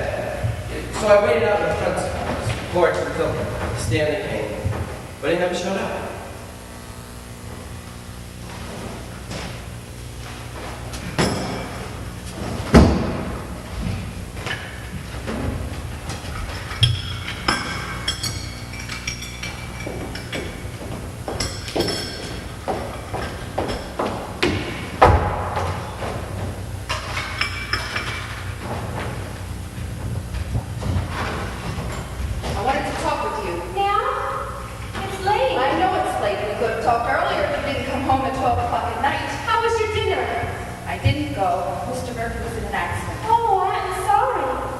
all right? He's got his problems like the rest of us. I was very hurt that you left without saying goodbye. I was late. Someone was waiting for me. So was I. You knew how important it was to me. I'm not feeling very well. You purposely left without saying goodbye to me. You've never done that before. Can we talk about this in the morning? I won't be here in the morning. Then tomorrow night. I'm leaving. I'm moving out in the morning. What are you talking about? Your Aunt Kate and I had a fight. We said some terrible things to each other. Things have been bottled up since we were children. I'm going to stay with my friend Louise in Manhattan Beach until I can get a job. And then I'll send for you and Lori. I can't believe it. You mean it's all right for you to leave us, but it wasn't all right for me to leave you? I was never concerned about you leaving me. It was your future I was worried about. It was my future. Why didn't I have something to say about it? I don't know. Maybe I was wrong. I never made the decisions for the family. Your father did. Your Aunt Kate was right about one thing. Everybody always took care of me. My mother, my sisters, your father, even you and Lori. I've always been a very dependent person. Maybe that's all I'm asking for. To be independent. You earn your independence. You don't take it at the expense of others. Would that job even have been offered you if someone had paid for those dancing lessons or kept a roof over your head or clothes on your back? No. If somebody in this family is going to pay back Uncle Jack, it'll be me. Doing God knows what, I don't know. But one thing's for sure, I will steal before I let a daughter of mine show that man 1 ounce of disrespect or ingratitude. So I have to give up the one chance I may never get again, is that it? I'm the one who has to pay for what you couldn't do with your own life. Who are you to judge me like that? Judge you? I can't even talk to you. I don't exist to you. I've tried so hard to get close to you, but there was never any room. Whatever you had to give was to Daddy, and when he died, whatever was left, you gave to him. What? Finish what you were going to say.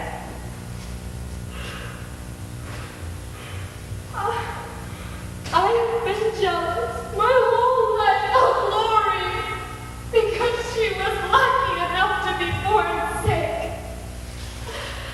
I could never turn a light on in my room at night or read in bed because Lori always needed a precious sleep. I could never have friends over on the weekends because Lori was always resting. I used to pray I'd get some terrible disease or get hit by a car and then I'd have a leg all twisted and crippled and dead once. Maybe just once. I'd get to crawl in bed with you on a cold, rainy night and hug you and hold you until I fell asleep in your arms. Just once. My God, Laura, is that what you really think of me? Is it any worse than what you think of me? I'm not going to let you hurt me, Nora. Or let you tell me that I don't love you or I haven't tried to give you as much as Lori.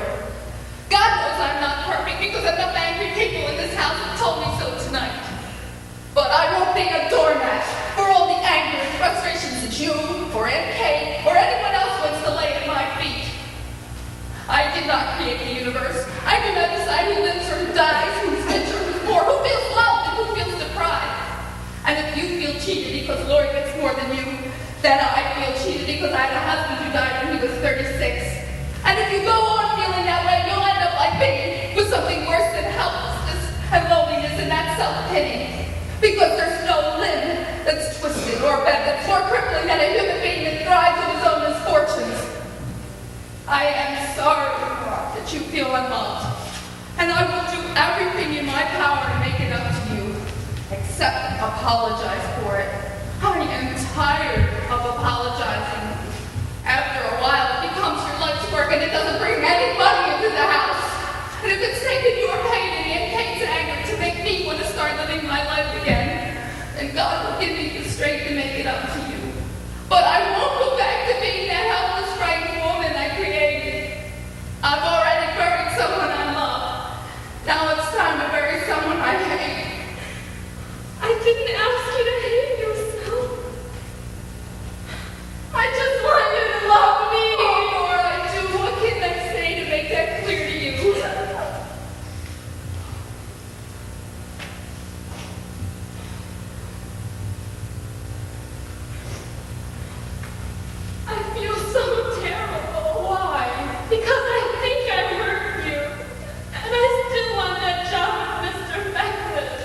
know you do. But I can't have it, can I? What can I say to make you think I'm not still depriving you? I don't know. Maybe you just did. I hope so. I pray to God it's so. I heard voices downstairs. I didn't know who it was. I'm sorry if we woke you. Go on up to bed, Nora. We'll talk again in the morning. All right. Good night, Aunt Kate. Good night, Nora. You all right? Yes. Not angry anymore? No one's angry anymore, Kate. I explained everything to Nora. The girls will help you with the housework while I'm gone. Lori's strong enough to do her share. I've been being a baby long enough. There's never been any trouble to me, those girls. Never. I'll take them on the weekends if I can. It's been a long day, Kate. We could use a good night's sleep. Lynch, don't. I feel bad enough for what I've said. Don't make me feel any worse. Everything you said was true, Kate. I just wish God you'd said it years ago. What would I do without you? Who would I talk to all day? What friends do I have in this neighborhood? Even the Murphys across the street are leaving. There's never been any trouble before between us. And as God is in heaven, there'll never be another angry word. But it's the girls I'm thinking of. We have to be together, the three of us. They want it as much as I I'm do. not saying you shouldn't have it, but you're not going to find a job overnight, and apartments are expensive. Why do you have to stay with strangers on Manhattan Beach? Louise isn't a stranger. She's a good friend. To me, good friends are strangers, but sisters are sisters. I'm afraid of becoming comfortable here. If I don't get out now, when will I ever You do can it? go whenever you want. The door is always open. When you get the job, when you find the apartment, I can help you move. I'll look with you. I know how to bargain with these landlords. You wouldn't mind doing that? They see a woman alone, they try to take advantage of you. I'll see what they want for the Murphy place. It wouldn't be expensive. She never cleaned it. How independent can I be living across the street? It'll be far enough away for you to close your own door. Close enough for me not to feel so alone. If I lived on the moon, you'd still be close to me, Kate. I gotta go tell Jack. And I'm Promise you suddenly, can go to sleep until I bring you some good news. I'm suddenly so hungry. Of course, you didn't eat dinner. Come on, I'll make you some scrambled eggs. I'm making myself. I'm an independent woman With now. your eyes, you'll never get the eggs in the pan. So Aunt Blanche decided to stay while she looked for a job. Nora went back to school the next morning, gave me a big smile, and her legs looked as creamy white as ever. Laura was asked to take out the garbage, but she quickly got a flutter in her heart, so I had to do it. Life was back to normal. Janine, go back to green lights. I need more flour. How much a teaspoonful? Stanley didn't come home that night, and even though Mom didn't say anything about it, I know she was plenty worried. Then, all of a sudden, the next night, around dinner time, he came back. I was never so happy to see anyone in my entire life. Hi, where's Mom and Pop? Mom was in the kitchen cooking, Pop's upstairs with a prayer book. They figured if God didn't bring you home, maybe her potato pancakes would. What happened? I thought you'd join up.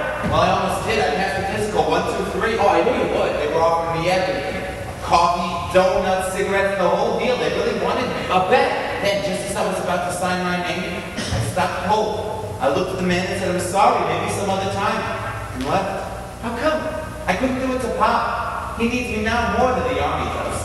I mean, I knew Mom didn't really need it when she said she'd never forgive me for losing the money. But if I walked out of the family now, maybe she never would. Gee, I thought you'd be halfway to training camp by now. But I sure am glad you're home today. Eugene! I need some sweet cream and some more sugar. Come on, Sandy's home. Hi, Mom. Get a 2-pound bag. I want to bake a chocolate cake. A 2-pound bag of ringlets. I need identification. Stay for dinner? Staying as long as you let me stay. Why wouldn't I let you stay? This is your home. Your father's been very worried. I think you owe him an explanation. I was just about to do that.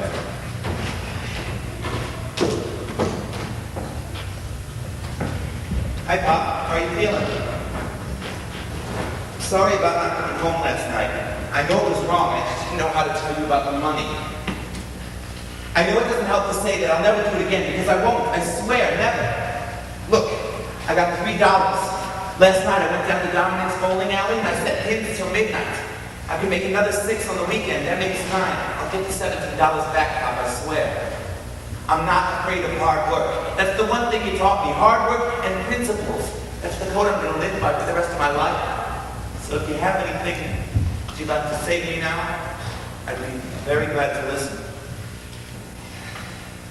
Did you read the newspaper tonight, Stanley? No, Pop. There's going to be a war, a terrible war, Stanley. The biggest war the world has ever seen, and it frightens me. We haven't even gotten over the last war yet, and already they want to start another one. We don't talk about it much at the store with Mr. Stroheim being German and all. My brother Michael was killed in the last war. I told him that. You showed me his picture in He uniform. was 19 years old. The day he left home, he didn't look any older than Eugene. He was killed the second week he was overseas. I know. They didn't take me because I was only 16. Both my parents were dead, and I was living with my Aunt Rose and Uncle Maury. They had 2 boys in the Navy, both wounded, both decorated. Uncle Leon and Uncle Paul, right? My brother would have been 45 years old this month. He was a handsome boy. Good athlete, good dancer, good everything. I idolized him the way Eugene idolizes you. No, he doesn't. He does, believe me. I hear him talking to the boys outside. My brother this, my brother that. Brothers can talk the way fathers and sons never do. I never knew a thing about girls until my brother taught me. Isn't it like that with you and Eugene? Yeah, I tell him a few things. It's good. I'm glad you're so close. I missed all that when Michael went away. That's why I'm glad you didn't do anything foolish last night. I was afraid you'd run away. I hear you and Eugene talking about the army sometimes. That day will come soon enough, I'm afraid. Well, I did think about it. It was on my mind. Don't you know, Stanley, there's nothing you could do that's so terrible I couldn't forgive you? I know I gambled. I know how terrible you feel. It was a foolish thing to do. You know that already. I've lost money gambling in my time. I know what it's like. You did. You're so surprised. You think your father's a perfect human being? Someday I'll tell you some other things I did that wasn't so perfect. Even your mother doesn't know. If you grow up thinking that I'm perfect, you're going to hate yourself for every mistake you ever made. Don't be so hard on yourself, Stanley. That's what you've got the mother and the father to do. You're not hard on me, Pop. You're always fair. I tried to be. You're a good son, Stanley. You don't even realize. We have men in our cutting room who haven't spoken to their sons in 5, 6 years. Boys who have no respect for anyone, including themselves. Who haven't worked an honest day in their life or given their parents a single day's pleasure. I thank God I couldn't say that about you, Stanley. I gambled away $17 and you're telling me how terrific I am? Don't get the wrong idea. If you'd been here last night, I'd have thrown you and your clothes out the window. But today I'm calm. Today I read the paper. Today I'm afraid for all of us. I understand. After dinner tonight, you apologize to your mother and you give her the $3. I will. And apologize to Aunt Blanche. She was worried about you too. I will. And you can thank your brother also. He came into my bedroom today and he told me how badly you felt. He was almost in tears. The way he pleaded your case, I thought they had Clarence Darrow in the room. Eugene's a terrific kid. All right, go on upstairs and wash up the dinner. Tonight, we're going in the backyard, and I'm going to teach you how to play poker. Terrific. Did you eat that yet? No, Mom, not yet. You look tired. Did you get any sleep? I got enough. I slept with friends. Can I talk to you after dinner tonight, Mom? Where am I going? When I get up? Yeah, I'll go wash up. I'll be right down. Stanley, Yeah, Mom. you didn't join anything, did you? No, Mom. That's good. You've got time yet. This family is growing up fast enough. Yes, Mom. It's all right. Everything's all right. Who said it wasn't? Didn't I tell you we'd be home? Lori, call your sister. It's time to set the table. I just said too much back in the green glass. Make sure I ran to the grocery store Olympics. Here's your mail, Jim, That's Pop. my secret. Never spill the top. A perfect run. Where's Stanley? He's upstairs cleaning up. Oh my God. I've got jury duty next week. I have things for the family staying? Yeah, I think it's great. Terrific. Want to take a walk with me on the boardwalk tonight? See what's doing? I can't. I got plans. Like what? I'm playing poker. Poker. Are you serious? Swear to God, I got a game right after dinner. I don't believe you. Honest, I've got a poker game. Oh, Stan, you're crazy. You're genuinely crazy. Listen, if you lose, I'm not give you a present. What kind of present? Are you going to tell? No, that's my present. All right. Just don't let anybody see this. Here it is. What is it? Open it. Slowly. Slower than that. Okay. Now, look. Oh my God, she's naked. You can see everything. You shut up. You're going to get caught with a thing like that. Where did you get this? Who is she? She's French. That's the way all ladies are in Paris. I'm looking at these. You mean some girl actually posed for this? She just lay there and let some guy take a picture of her? Yeah. Lori! Nora! It's time for dinner! It belongs to the guy who owes me $2.50. I can keep it until he pays me back. Oh, don't take the money. Let her keep it for a while. That's my appreciation for being a good buddy. Oh, Stanley, anytime you get a favor, just ask me. Okay, just keep it in a safe place. Come on down, it's dinner. In a minute. I'll be there in a minute. Kate? Where's Kate? Don't run, you're always running. It's a letter from London. My cousin showed them. They got out in Poland. They're free. His wife, his mother, the 4 children. They're getting on the boat for New York tomorrow. They'll be here in a week. In a week, you speak English? I don't think so. A few words, maybe. They had to sell everything they owned. They could only take out what they could carry. Where will they stay? We'll have to discuss it with the family, with Uncle Leon and Uncle Paul. With us. We'll put beds in the dining room. It's easier to eat in the kitchen anyway. The little ones can stay with Lori, and Nora can sleep with me, can't you, dear? Of course, Mama. Don't worry about money, Pop. I'm gonna hit Mr. Stroheim for that raise. They got out. That's the important thing. They got out. Eugene, we're all waiting for you. I'll be right there. I have to write down something. October the 2nd, 6:35 p.m. A momentous moment in the life of Eugene Morris Jerome. I have seen the golden palace of the Himalayas. Puberty is over.